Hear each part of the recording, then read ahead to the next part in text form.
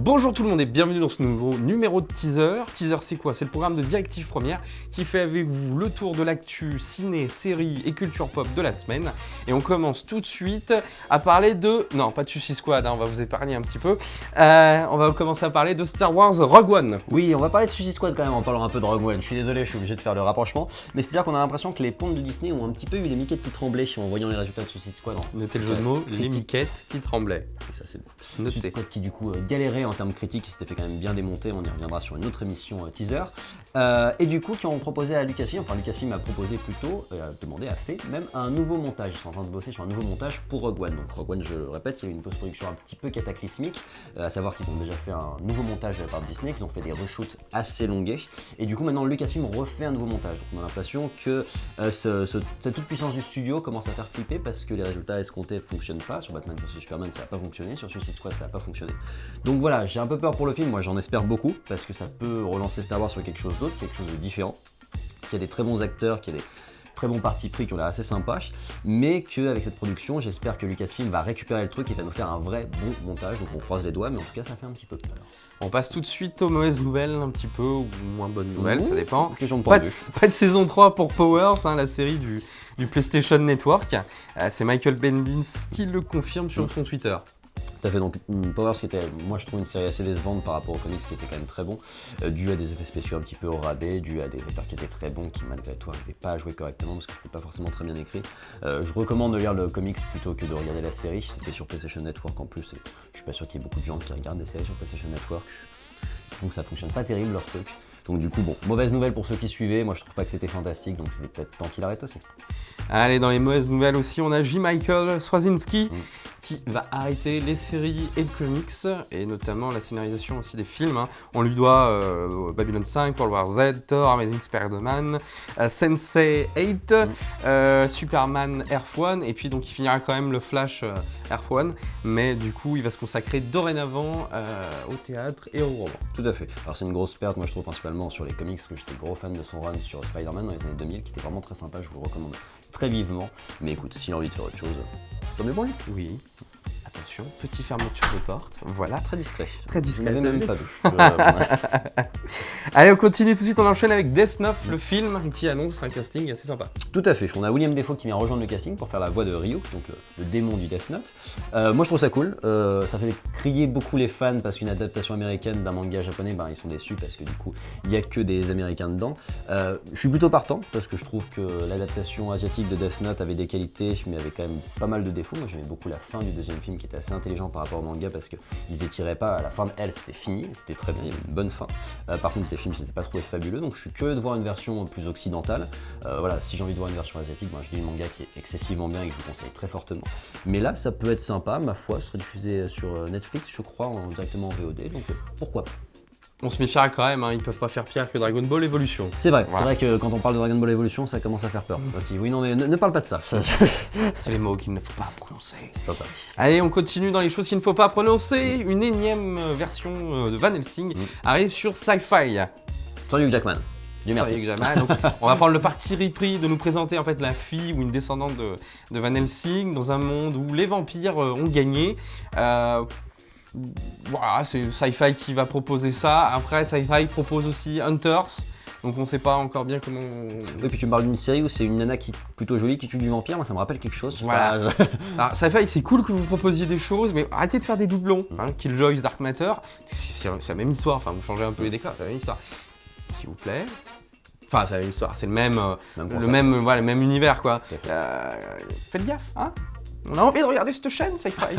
Faites pas de la merde. Aidez-nous. Voilà, aidez-nous à vous regarder. Ouais, voilà, pour revenir sur la série en elle-même, l'abandon c'est pas folichon. Moi, la nana m'inspire pas plus que ça. Après, ça peut être très sympa. Un bon truc de vampire, je suis toujours preneur si c'est bien foutu. Et effectivement, les expressions ont l'air plutôt classe.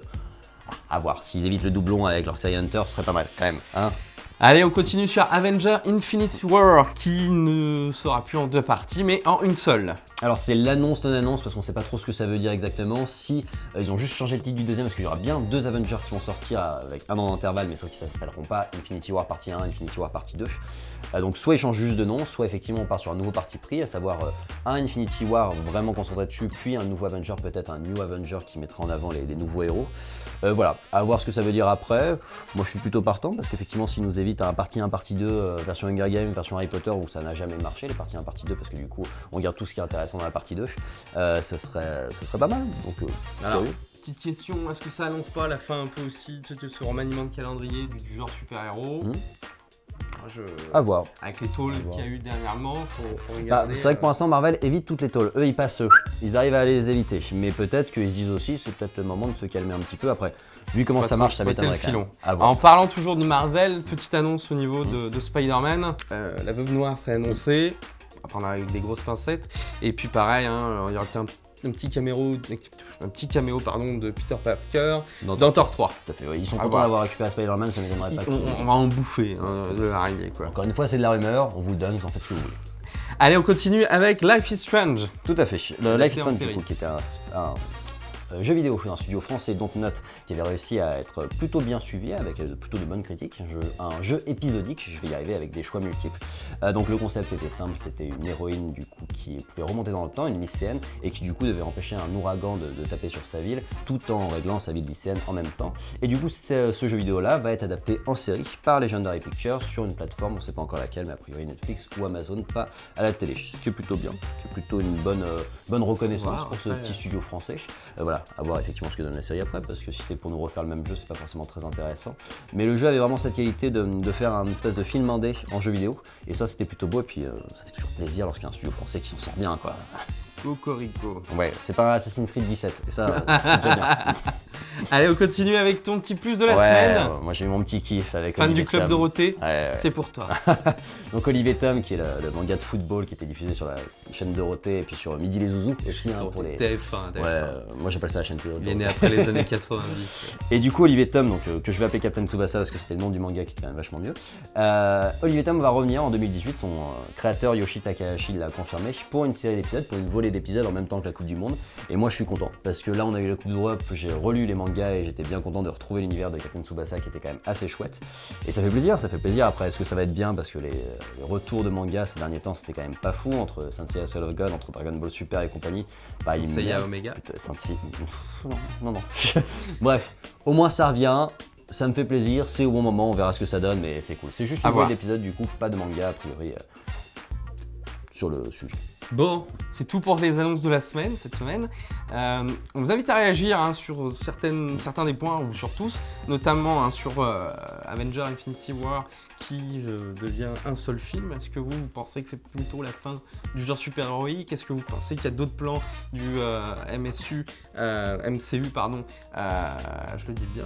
Oui, c'est ça, MCU c'est Maggie consacré à tout cet univers du coup. Donnez-nous votre avis dans les commentaires, on les écoutera, on regardera, on lira et on reviendra certainement dessus.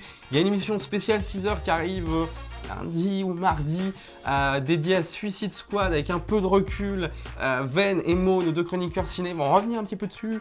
On va voir finalement via aussi vos commentaires qu'est-ce qui vous a vraiment choqué en fait dans ce film.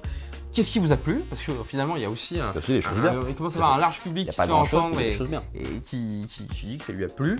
On voulait faire une petite vidéo aussi pour vous remercier pour les 500 abonnés. Néanmoins, quand on a commencé à travailler dessus, vous étiez 640. Merci. Je vous remercie. C'est cool. C'est encourageant. Continuons là-dessus. On revient aussi sur un commentaire. On a eu 2 commentaires qui nous disaient pourquoi vous n'êtes pas plus connus. C'est simple, les gars. C'est vous nos meilleurs ambassadeurs. C'est vous nos meilleurs VRP. Donc, spammez pour nous. Voilà, diffusez notre œuvre. On travaille ici pour vous, vous êtes nos patrons, ça nous fait plaisir de faire ces vidéos. Et du coup, ça nous fait plaisir quand on est repartagé, quand on voit que les abonnés arrivent. Et surtout, les abonnés qui participent. Donc, dans les commentaires, en s'abonnant ou sur nos réseaux sociaux, faites-vous plaisir, Facebook, Twitter, toute la clique.